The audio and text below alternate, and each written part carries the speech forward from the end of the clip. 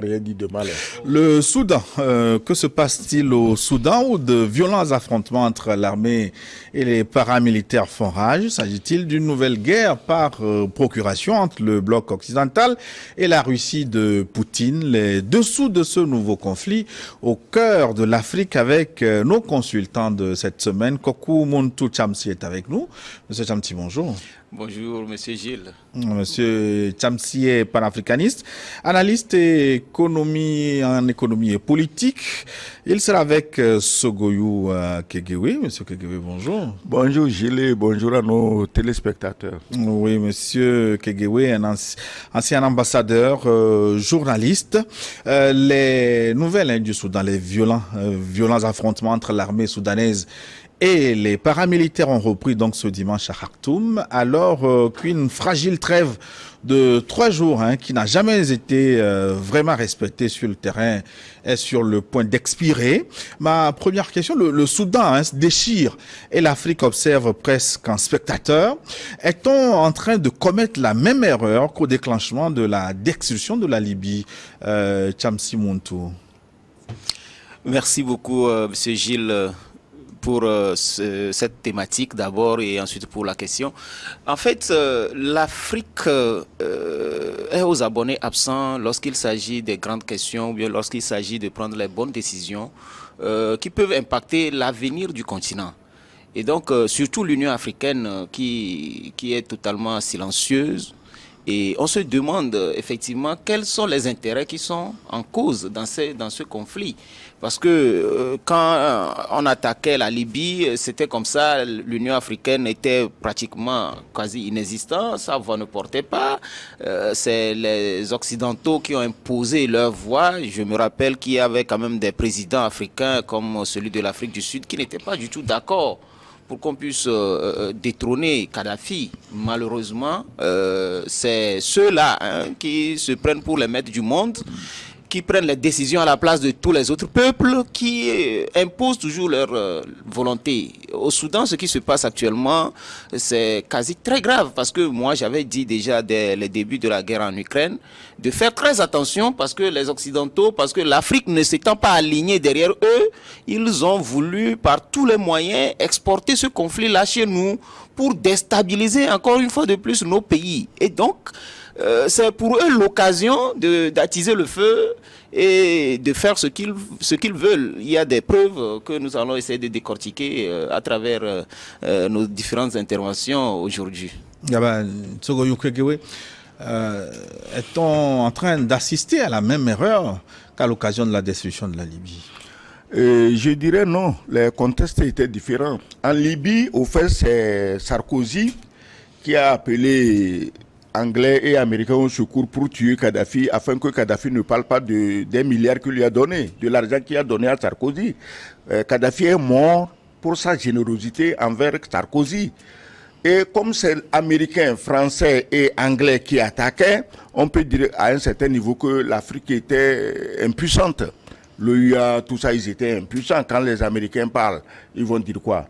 Dans le contexte soudanais, c'est des Soudanais entre eux. Même si nous soupçonnons qu'il y a des forces derrière eux, mais eux aussi n'ont qu'à réfléchir. Les Soudanais, Emeti et Al-Bourhan ne vont pas faire comme Zelensky, tuer jusqu'au dernier Ukrainien. Eux aussi, ils ne vont pas se mettre à tuer jusqu'au dernier Soudanais.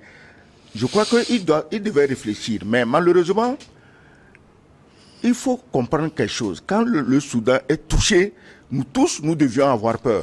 Parce que regardez un peu la situation géographique du Soudan. D'abord, au départ, c'était le plus grand pays d'Afrique, 2 500 000 km². Et les mêmes magouilleurs de tous les siècles et de tous les temps se sont débrouillés à couper ce pays en deux, sous prétexte que le sud chrétien était persécuté par le nord musulman.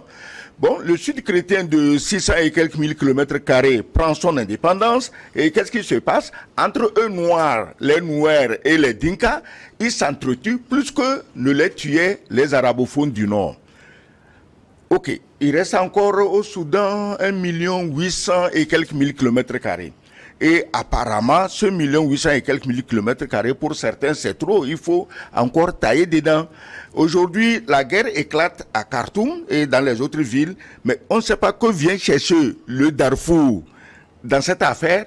Mais si vous connaissez l'histoire du Darfour, vous vous dites attention, il y a une envie de couper encore le Soudan. Parce que le Emeti, le Dagalo, ou il s'appelle quoi, mais il a fait ses armes où? Au Darfour. C'est eux avec les Djendjaouides qui maltraitaient les populations noires locales, animistes et chrétiennes. Donc, quand cette guerre éclate au Soudan, quand vous regardez la situation géographique du Soudan, l'Égypte au nord et la Libye au nord-est, vous avez à l'ouest, au nord-ouest, à l'ouest, vous avez le Tchad, mais le Tchad descend tout droit pour toucher les pays comme la Centrafrique. Donc, ça veut dire qu'au fait, cette guerre, et après le Tchad, vous avez quoi? Vous avez le Niger. Si vous touchez le Niger, mais c'est comme si vous étiez déjà au Burkina, au Mali, au Togo, au Bénin, au Ghana.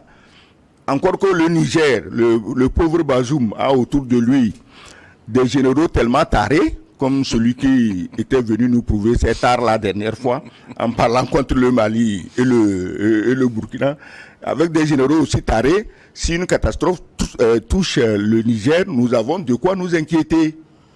Donc, au cours du débat, on ira point par point pour savoir quelles sont les implications de cette guerre du Soudan sur nos pays.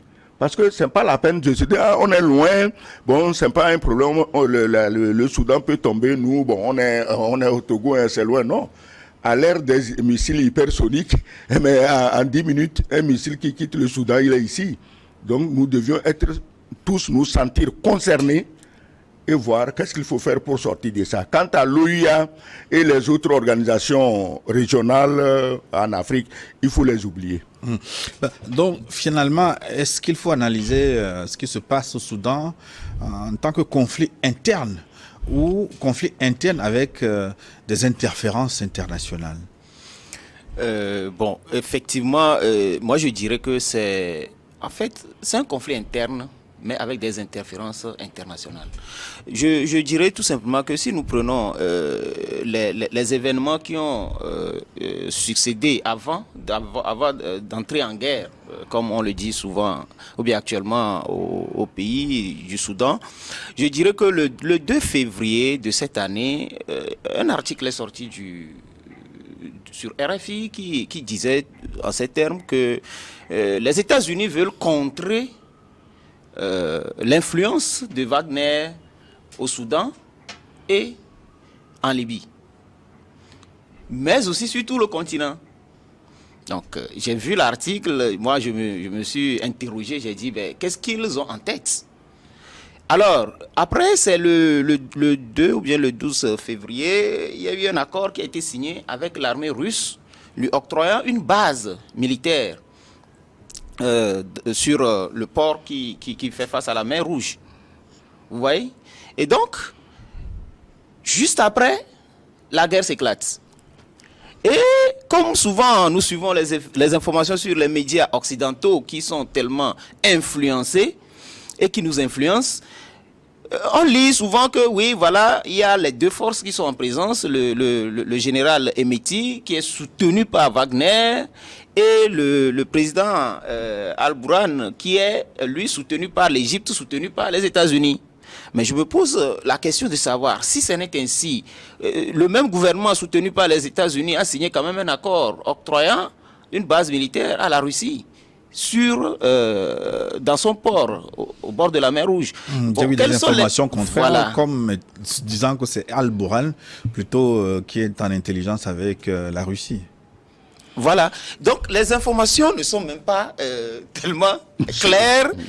Et tout ceci, c'est pourquoi? Pour nous embrouiller. Mais ce qui se passe exactement aujourd'hui dans ce pays-là, c'est encore nos amis, les États-Unis, qui foutent du bordel en Afrique. Pour moi, c'est très clair, parce que ces deux généraux-là sont en train de diriger le pays depuis un an ou bien 2 ans déjà. Ils ont fait ensemble le coup d'État, et ils se sont partagés le pouvoir. Celui qui a au pouvoir actuellement, son vice, c'est l'autre. C'est vrai que le président, ou bien le général Dogolo... Daglo. C'est Daglo. Daglo, oui. Mohamed Hamdan Daglo. Daglo, ok. Ce général-là, il paraît qu'il gère les mines d'or du pays avec l'appui de Wagner et que l'or serait traité, vendu à Dubaï avant d'être acheminé vers je ne sais où. Bon, tout ceci, quand on prend et on recoupe et on voit comment ça se passe, d'abord, moi je me pose plusieurs autres questions. Les armes sont fournies par qui? Aux deux camps. Les munitions sont fournies par qui? Aux deux camps. Parce que sans les munitions, sans les armes, on ne peut pas continuer la guerre. Et donc, je me dis que ce problème, ce n'est pas interne. C'est juste le point de déclenchement d'une déstabilisation de toute l'Afrique. Et comme le doyen Kegewé vient de le dire, j'appelle à la vigilance de tous les Africains, de tous les panafricanistes, de tous les présidents africains qui veulent la paix en Afrique. Ils doivent intervenir le plus tôt possible pour arrêter cette guerre. Sans quoi, c'est toute l'Afrique, hein, la Centrafrique jusqu'au Togo Tout qui à est fait. menacée. Nous avons un chapitre qu'on va aborder, mais est-ce que c'est clair pour vous le positionnement des forces occidentales sur les forces en présence au Soudan? D'abord, revoyons un peu l'historique de ces deux généraux. Ils viennent d'où? Ils ont fait un coup d'État à Omar el-Béchir, qui était au pouvoir depuis une demi-éternité. Vous savez, quand quelqu'un dure au pouvoir, il a beau être bon, c'est facile de le diaboliser. Parce qu'il est resté il y a longtemps, bon, on va le diaboliser. Vous, en tant que généraux, toi, général d'une armée régulière, l'autre, général de milice, vous vous entendez pour renverser un président au pouvoir. Mais après, il fallait clarifier les choses. Toi, tu parles général officiel, hein, président, et puis général officieux, ton adjoint, c'est du bicéphalisme. Gilles, on ne partage pas le pouvoir à deux. Le pouvoir, c'est pire qu'une femme. Je ne vois personne partager une femme à deux. Et on a vu l'exemple au Burkina entre Sankara et Compaoré. Si Sankara avait été un peu vigilant au départ pour réduire les forces de Compaoré, on ne serait pas arrivé à ce coup d'État. Mais c'est mon ami, c'est mon ami, c'est mon ami. Pratiquement, ils se partageaient le pouvoir et ce qui est arrivé est arrivé. Aujourd'hui, au Soudan, pour répondre à ta question, comme il le disait, on ne voit même pas encore clair. Parce qu'on dit, c'est Dagalo qui est ami des Russes. Or, l'accord qui vient d'être signé pour donner un port, une base militaire aux Russes, mais c'est quand même Bourhan qui est président, c'est lui qui a accordé. Maintenant, il ne peut pas accorder le port aux Russes et les Russes vont aujourd'hui aller retrouver Dagalo pour venir le déstabiliser. Il y a quelque chose que nous ne comprenons pas encore. Mais ce Dagalo, mais je répète que c'est quelqu'un qui foutait le bordel dans le Darfour. On tuait à tour de bras, on torturait, on violait à tour de bras. Et il s'est retrouvé, c'est pourquoi Al-Bourhan aurait dû se méfier de lui au départ. Ils se sont retrouvés et aujourd'hui, qu'est-ce qu'il fait? Il veut faire croire aux Soudanais que non, que lui, il veut le pouvoir juste pour que les civils reviennent au pouvoir. Mais quand même, c'est un peu démagogique. Mais pour revenir aux Occidentaux, les Occidentaux sont dans leur rôle. Je dis et je répète toujours, chaque pays doit d'abord se demander, devant toutes les situations, où est mon intérêt. Les Occidentaux ont des intérêts à défendre, ils y mettent tous les moyens, il n'y a pas d'état d'âme, il n'y a pas de sentiment, il n'y a pas d'émotion.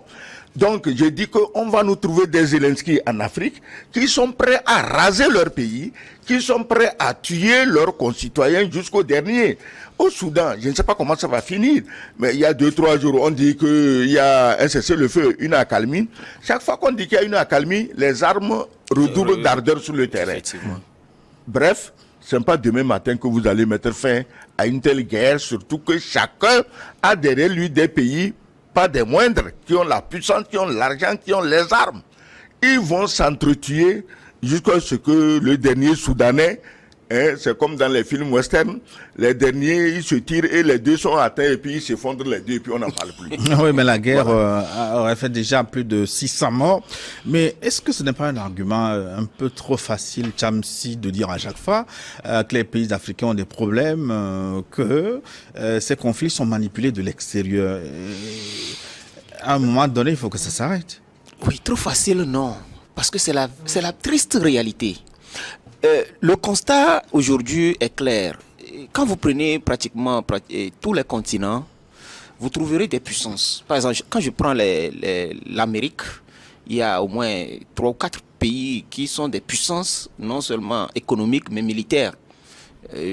Si on prend les États-Unis, le Canada, le Brésil là-bas, et d'autres pays, sont des puissances, ou bien sont des pays émergents qui ont aujourd'hui la voix qui porte. Quand on va en Europe, n'en parlons même plus, c'est eux qui ont dominé le monde pendant des décennies, des siècles même. Quand on arrive maintenant en Asie, il y a la Chine, il y a l'Inde, il y a même les pays comme l'Iran et autres qui ont des puissances de feu. Même la Corée du Nord qui a été vilipendée, traitée comme du n'importe quoi pendant tout le temps, un pays pauvre, quoi. Mais ce pays-là investit énormément dans l'armement. Mais quand on arrive sur le continent africain, on cherche, on ne trouve rien. Il n'y a pas un pays aujourd'hui qui est si puissant ou bien qui a une telle puissance de feu, ni même la puissance économique, il n'y a pas. Il y a le président du Parlement ghanéen qui comparait la dernière fois l'économie du Ghana à l'économie d'une province de la Chine. Et que l'économie du Ghana faisait le tiers même de l'économie d'une province de la Chine. Bon, si on voit encore aujourd'hui vers l'Asie, on va voir que la Chine est en train de jouer un rôle dans la paix, dans le maintien de la paix dans la région, dans les accords entre les pays qui se battaient et tout. Et donc, en Afrique, il n'y a rien. C'est silence radio. Il n'y a aucune puissance militaire, économique qui puisse s'imposer et appeler les autres à la table de négociation. Et donc, on est tout le temps à la merci de qui? Des Occidentaux et de leurs, je peux dire, ennemis depuis un moment, juré. Et le conflit que eux ils mènent entre eux vient se retrouver chez nous et c'est nous qui nous entretuons. Les armes, je l'ai déjà dit, les armes que les forces utilisent en Afrique, comme, que ce soit les terroristes, que ce soit ceux qui sont en guerre actuellement au Soudan ou dans d'autres pays, ces armes-là ne sont jamais fabriquées chez nous. Qui leur fournit les armes? Pourquoi? Selon quel canal? Par quel financement? Tant qu'on n'aura pas résolu ces questions, on n'aura pas de paix.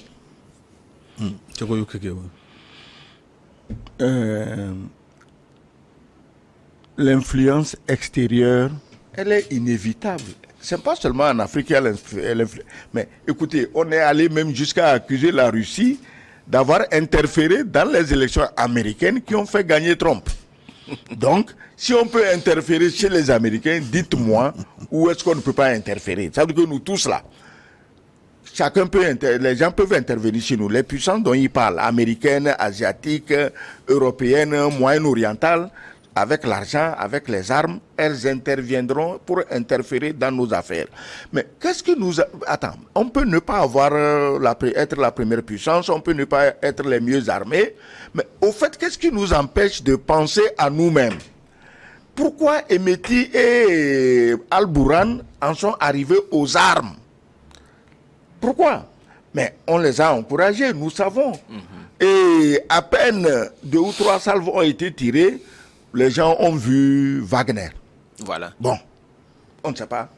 Ce n'est pas parce que Wagner aurait fait des affaires avec Emeti pour vendre de l'or que chaque fois, si Emeti tire un coup de feu, on va dire « Ah, c'est Wagner ». Parce qu'à force de voir Wagner partout, les Occidentaux ont trouvé une technique pour couvrir leurs propres travers, leurs perversions, leur méchanceté, leur goût impérialiste. Wagner. Aujourd'hui, si on veut complexer un État, un chef d'État, on dit ah, fais attention parce qu'on sent que tu veux faire avec Wagner. Hier, c'était avec le terrorisme, ouais. Comment on l'appelle, l'autre qu'on a tué là. Saddam Hussein? Non, pas Saddam Hussein. Kadhafi? Non, pas Kadhafi. Ces gens n'étaient pas des terroristes, c'était des chefs d'État des pays prospères qu'on a tués. Al-Qaïda, Ben Laden. Ben Laden, voilà. Avant, si tu flirtes avec Ben Laden, mais tu es foutu. Aujourd'hui, on a laissé les terroristes de côté. arrêté et le terroriste en chef, entre griffes, pour eux, c'est Wagner. Wagner n'a commis aucun acte terroriste. Ce n'est pas Wagner qui a explosé les tuyaux de gaz sous la mer Baltique. Ce n'est pas Wagner. Les terroristes, ils sont là. On les voit, on les connaît. Mais comme on sait qu'ils sont très puissants, personne n'osera les citer nommément pour actes terroristes. La guerre en Libye, c'était un acte terroriste. En Irak, c'était un acte terroriste. Donc aujourd'hui, on a laissé de côté les terroristes et leurs actes terroristes, et la référence du mal, c'est Wagner. Alors, si Wagner est au Soudan, il appartient aux Soudanais d'apprécier. Qui charge les Américains ou les Occidentaux de juger Wagner? Et eux, leurs milices privées, qui ont aidé à raser l'Irak et après qui se sont fait des milliards à reconstruire. Laissez Wagner aussi travailler un peu. Le secrétaire général des Nations Unies, Antonio Guterres, avait averti en milieu de semaine, pour lui, si on ne fait attention, cette crise du Soudan va déstabiliser tous les pays environnants et même plus. Est-ce que l'avertissement de Guterres n'est pas vraiment à prendre au sérieux, Chamsi? Pardon. Guterres sait de quoi il parle. Dès que Guterres parle comme ça, il faut voir qu'il a déjà entre les mains la feuille de route des Américains. Tu vois, non? Quand Guterres dit ça, là, ça va déstabiliser. Il ne le dit pas par bonté chrétienne, on va éviter ça. Non!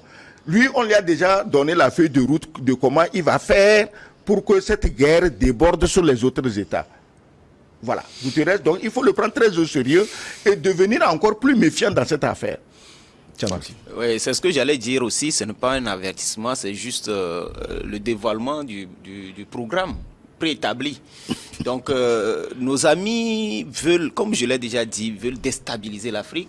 Ils n'ont pas encore digéré le fait que l'Afrique refuse de s'aligner derrière eux pour sanctionner la Russie. Du coup, tous les mécanismes, tous les moyens sont bons pour venir déstabiliser l'Afrique. Et c'est le début. C'est aux Africains de se mettre ensemble pour mettre fin rapidement à ce conflit-là.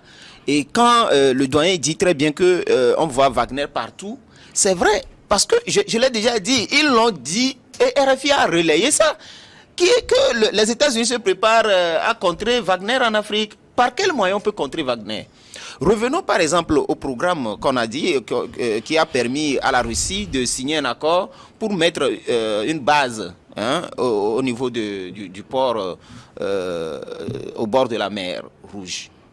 Alors, cet agenda ne peut rentrer en exécution que lorsque le gouvernement civil prendrait le pouvoir. C'est-à-dire, il faut qu'on mette en place d'abord un parlement qui va valider cet accord et lui donner l'autorisation avant que la Russie ne puisse commencer par faire son travail.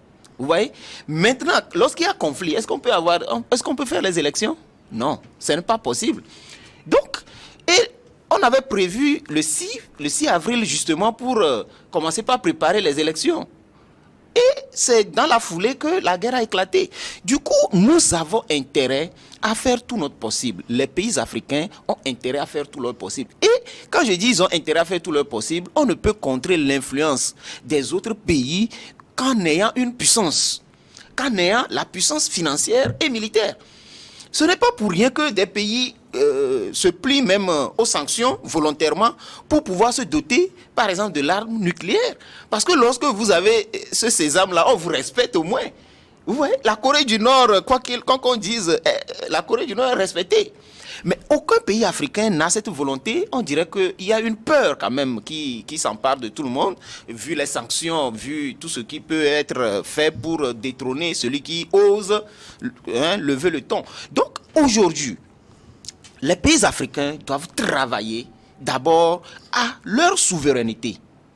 Ça, c'est le 1. Le 2, l'unité africaine est une obligation. L'unité africaine que nous avons aujourd'hui, ce n'est pas l'unité africaine des peuples, non. Il n'y a que des gens guidés par l'intérêt qui se sont rassemblés et qui prennent l'argent, par exemple, des Européens, des Américains, pour aller en mission, se vaquer à des occupations, et juste comme ça. Donc, il va falloir que ceux-là qui se disent panafricains, je vois aujourd'hui beaucoup de chefs d'État se détacher, dire qu'ils sont devenus des panafricains avec des discours, il faut qu'ils matérialisent cela en mettant en place des organisations au moins indépendantes. Et quand on va parler d'organisations indépendantes, c'est que au moins on accepte de mettre de l'argent sur la table. Si tous les pays africains mettaient ne serait-ce que 1% de leur budget annuel sur la table pour financer l'Union africaine, je ne pense pas que l'Union africaine dépendrait autant encore des Occidentaux, des Européens pour son budget de fonctionnement et jusqu'à recevoir des ordres directement de ne pas intervenir dans tel ou tel conflit et ils sont là, ils croisent les bras, ils regardent. Encore faudra-t-il mettre en place les mécanismes nécessaires pour gérer à bon escient ces fonds. Sogoyo Kegewe, mais après la destruction de la Libye, si le Soudan se déchire, c'est une nouvelle digue qui va sauter et qui risque de mettre en péril davantage le Sahel. Il faut comprendre que les Occidentaux ne laisseront jamais tomber le Sahel. Il faut comprendre ça comme ça. S'il faut même y larguer 2 ou 3 bombes atomiques, ils le feront. Sans état d'âme. Pourquoi? Parce que il y a tellement de richesses. Leur avenir est là-bas. Donc, parce que nous, les Africains, notre sentimentalisme, quand je vois des Africains faire des discours à tel chef d'État européen, Macron, les discours du genre Macron est mon ami, quand tu entends des Africains parler comme ça, mais il faut te soucier de ce que ton peuple est. Est-ce que ton peuple est ton ami? Ou bien c'est l'amitié de Macron qui t'importe? Donc quand tu vois des chefs d'État africains qui agissent avec les émotions, avec le sentimentalisme, c'est à désespérer. Le Sahel, c'est qui? C'est justement les principaux pays comme le Mali, le Burkina, le Niger.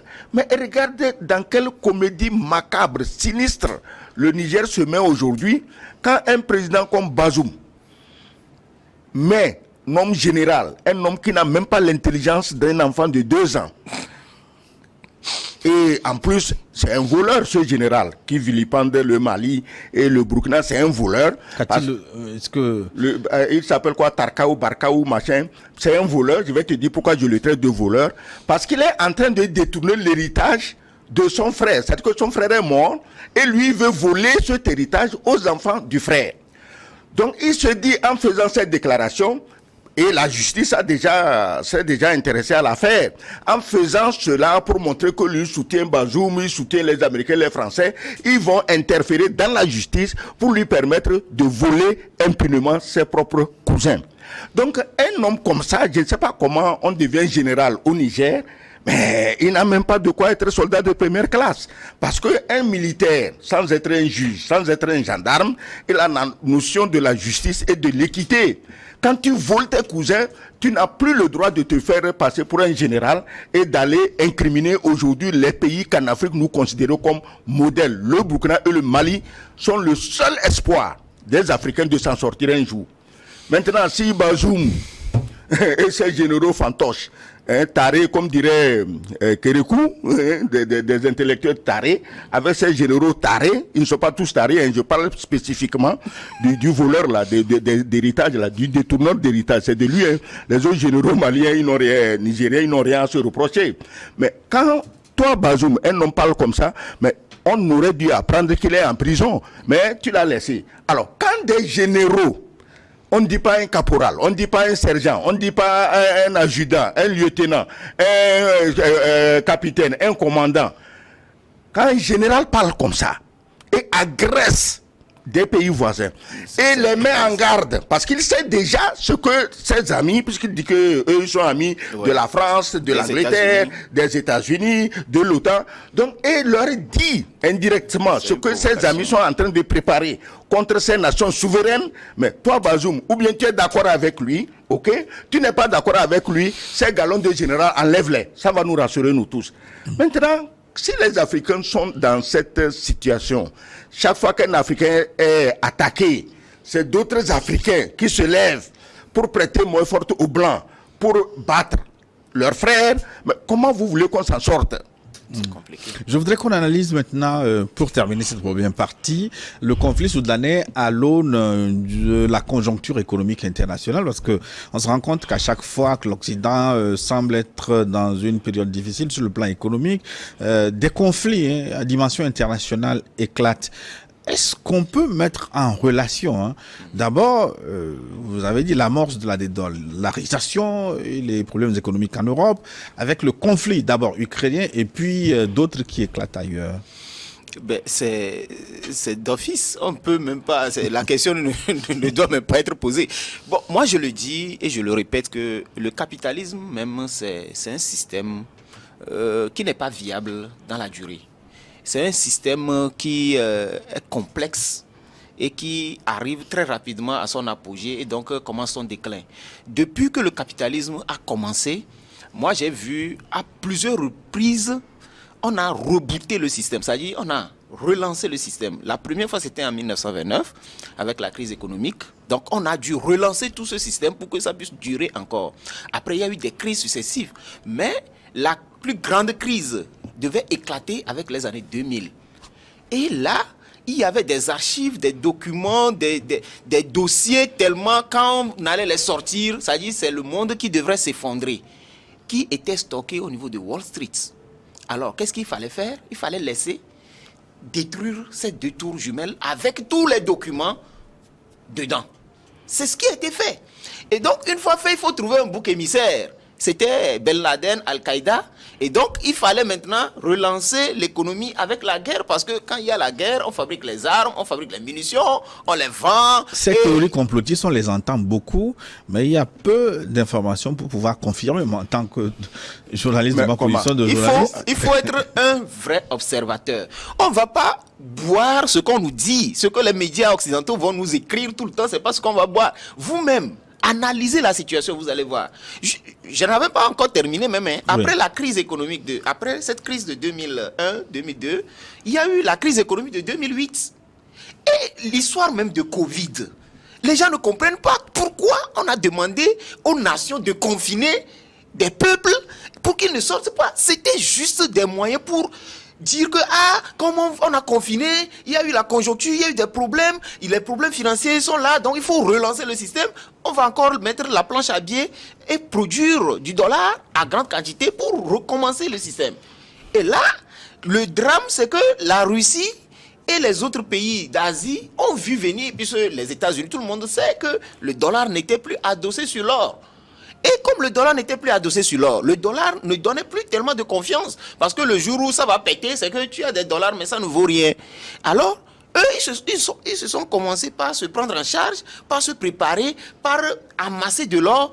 Et moi, j'ai appris depuis très longtemps, ça fait déjà plus de 10 ans, que la Russie et la Chine sont en train de préparer une nouvelle banque mondiale qui serait... comment dit-on, en opposé avec ce qui était déjà là. Et donc, ils ont tout fait pour aussi se préparer. Maintenant que le conflit ukrainien a éclaté avec les sanctions, moi je me dis même que la Russie s'attendait à ces sanctions, la Chine s'attendait à ces sanctions, parce que c'est le prétexte que ces nations ont utilisé aujourd'hui pour lancer les BRICS. Et aujourd'hui, les BRICS sont en train de gravir des échelons. Les États-Unis, eux, ils ont perdu la main. Tout ce qu'ils sont en train de faire, c'est comme on le dit souvent, un arbre qui tombe fait plus de bruit qu'une forêt qui pousse. Ils sont en train de faire du bruit, du tapage et tout pour se maintenir à un niveau où ils ne sont plus. Ils ont déjà perdu leur place hégémonique, ils ont déjà perdu la guerre, ils ont déjà tout perdu. La guerre économique, la guerre financière et tout ce qui va avec, ils ont déjà tout perdu. Donc aujourd'hui, ils veulent entraîner certains pays dans ce conflit-là pour juste avoir un semblant de puissance encore pendant un temps. Mais Sogoyou Kegewé, quand le lion a faim dans la forêt, les biches doivent... faire gaffe. Non, seulement, sauf que dans les circonstances pareilles, c'est la biche même qui veut être biche. Est-ce que tu vois? On sait que le lion, enfin, et la biche même, comme le général Taré, veut être biche. Donc, il veut que les Blancs le mangent. Il est très content on dirait dans la fable de La Fontaine, ah Seigneur, vous leur fîtes honneur en les mangeant, parce que le lion a mangé, et voilà. Donc le général trouve que ce sera un très grand honneur que ses amis américains, autant français, le mangent. D'accord. Sinon, c'est nous qui voulons être des biches. Même si on n'est pas des lions, mais les lions craignent certains animaux dans la forêt, dans la savane. Le lion, il craint le buffle. Le lion, quelque part, il craint la girafe. Le lion, il craint, il y a des animaux. Tu connais le ratel? Oui. C'est un petit animal comme ça. Il n'a même pas. Mais le lion craint le ratel parce que le ratel, si le lion l'attaque, lui, il s'attaque à ses couilles, il les coupe. Alors, donc, tu vois, non, il est tout petit, hein, donc le lion aura à peine le temps de le toucher. Donc, c'est nous qui voulons être des antilopes faciles à manger. Maintenant, pour revenir, vous parlez de la guerre d'Ukraine et de tout ce que ça fait, mais au fait, en réalité, actuellement, ce n'est pas la guerre d'Ukraine qui est le problème mondial numéro 1. La guerre d'Ukraine, c'est quoi? On l'a dit, on l'a redit 1000 fois. Hein. C'est la guerre que l'OTAN a déclarée contre la Russie depuis 2014 en Ukraine, avec feu vert donné par Merkel et Hollande aux dirigeants successifs de l'Ukraine, dont aujourd'hui le drogué corrompu Zelensky, pour tuer les gens dans le Donbass. On bombarde le Donbass, les hôtels, les écoles, les hôpitaux, on tue des femmes, on tue des choses. Tout ça, Seigneur, tu leur fais du bien en les tuant dans le Donbass. Quand c'est les habitants russes du Donbass qui meurent, c'est la démocratie. La preuve, c'est que Zelensky a la palme du régime démocratique. Il interdit les journaux, on embastille les prêtres. Tout ça, c'est tellement démocratique que Américains, Français, Anglais n'ont que les yeux de chimène pour Zelensky. Donc, la vraie guerre aujourd'hui, c'est le dollar. C'est le dollar qui est en train de tomber. C'est la panique générale. Mais imagine, Gilles. Déjà, 3 banques américaines qui sont en train de faire banqueroute. Après, la Silicon Valley Bank, il y a 2 autres qui sont en difficulté malgré les... Ça, c'est du pipi. Ça, c'est du pipi. Le vrai problème est derrière. Parce que, imagine l'Arabie Saoudite qui vend son pétrole en yuan. Si on part du principe que c'est le pétrole saoudien qui avait servi d'étalon, pétrodollar, et ce pays dit aujourd'hui, non, moi je vends en yuan ou en rouble. Mais, Gilles, on se retrouve avec des tonnes et des tonnes et des tonnes de dollars. On ne sait pas qu'est-ce qu'il faut acheter avec. On ne sait pas qu'est-ce qu'il faut acheter avec ces dollars. Il y aura l'inflation. Est-ce que tu vois? Donc, c'est les problèmes financiers là, liés au dollar qui sont la vraie menace aujourd'hui. Ce n'est pas la guerre d'Ukraine, on s'amuse chaque matin, la bombe atomique, les Russes ont dit quoi? Mais les Russes, s'ils veulent l'utiliser, si le survie est en danger, ils vont utiliser la bombe atomique. Ce n'est pas les piailleurs de LCI et de BFM TV qui vont les en empêcher. Ah non, Poutine, moi, il bluffe. Il ne bluffe pas. Il va vous cramer tous un jour si vous continuez à le provoquer. Il va vous cramer, Poutine va vous cramer tous un jour. Donc alors, il faut arrêter les fanfaronnades. Mais si la dédollarisation peut être une menace pour le monde, on peut autant continuer à utiliser cette monnaie comme référence mondiale, non? Quoi, le dollar? Oui. Non, le dollar n'était plus une monnaie. C'était une arme politique de destruction massive. Si c'était resté une monnaie, mais nous tous on est contents d'avoir des dollars. Mais c'est ça qu'on utilise pour tuer des régimes. C'est ça qu'on utilise pour imposer des histoires inacceptables. Écoute bien. Quand les Occidentaux viennent ici nous dire les Africains doivent les soutenir. Quand la dernière fois les BRICS sont allés en Centrafrique, c'était pour faire des projets d'investissement dans des domaines précis, énergie, éducation, ceci. Mais quand la vice-présidente des États-Unis vient à Accra au Ghana, elle est venue pourquoi? Pour imposer qu'on vote des lois pour les homosexuels. Mais les Africains savent quand même choisir entre ce qui est important pour eux et ce qui n'est pas important pour eux. Je préfère les BRICS qui viennent me parler d'investissement que les Américains qui viennent m'obliger à voter des lois homosexuelles. Pédophiles, homosexualité, tout. C'est ça ils appellent ça quoi, leur quoi de vie. Mais donc, il n'y a pas, si le dollar était une monnaie, comme une monnaie, il n'y a pas de problème. C'est devenu une arme. Pire que la bombe atomique. C'est avec ça qu'ils détruisent les pays. Ils ont voulu détruire l'Iran avec, ça n'a pas marché. L'Iran tient encore. Et curieusement, je ne sais même pas, c'est pendant l'embargo, que l'Iran aussi s'est mis à fabriquer des armes, à tel point qu'aujourd'hui, quand on dit drone iranien, tout le monde se met à trembler en Amérique, à Londres et à Paris. Drone iranien. On ne parle même pas encore de bombes atomiques iraniennes. Donc, moi, je crois que le dollar est devenu une menace pour tout le monde. Et tous ceux qui sont victimes de cette menace complotent pour détruire le dollar. Je ne suis pas pour l'un ni pour l'autre, je ne fais que constater ce qui se passe. Si les Américains avaient une monnaie dominante pour faire le commerce pour tout le monde, je ne sais pas pourquoi les gens comploteraient contre le dollar. Mais comme c'est devenu une arme de destruction massive, ça détruit même jusqu'à la morale dans nos pays. On vient, si tu ne votes pas des lois pour l'homosexualité, tu n'as pas le dollar. Eh bien, les gens vont dire si c'est ça le dollar, nous on n'en veut plus. Les téléspectateurs nous donneront leur avis, ils vont alimenter cette émission, ce forum via leur message WhatsApp. Je vous rappelle le contact plus 228 96 46 10 31 plus 228 96 46 10 31. Donc écrivez-nous, dites-nous ce que vous pensez de ce conflit soudanais et de ses impacts sur l'Afrique et notamment le Sahel.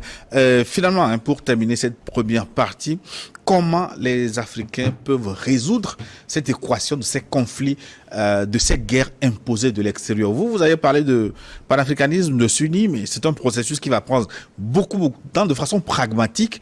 Comment peut-on déchiffrer cette ligne du fence? Bon, pour commencer, moi je dirais que tout est question économique. Il faut que les Africains commencent par se prendre en charge économiquement.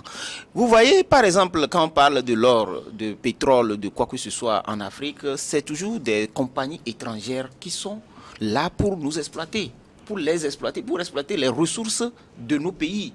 Alors que, en exploitant ces ressources, on peut créer aussi des forces économiques. On peut créer ce qu'on appelle, par exemple en Russie, les oligarques, qui auront cette puissance financière-là pour soutenir le continent africain. Moi, je suis un panafricaniste et tout ce que je vois aujourd'hui, c'est que si l'Afrique veut se prendre en charge, la première des choses à faire, c'est sur le plan économique.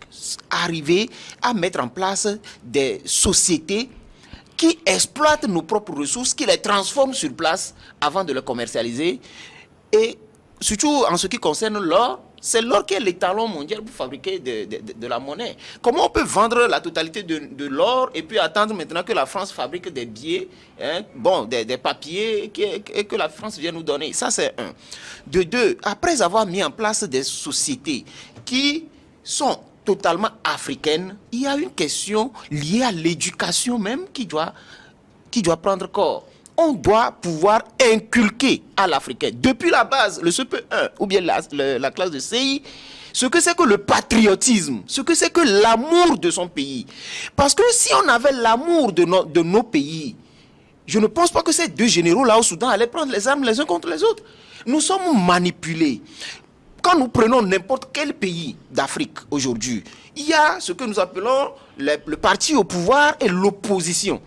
Vous allez aller vers ces deux partis-là, vous allez voir que les deux servent le même patron. Comment est-ce qu'on peut diviser son pays pour l'intérêt de quelqu'un d'autre?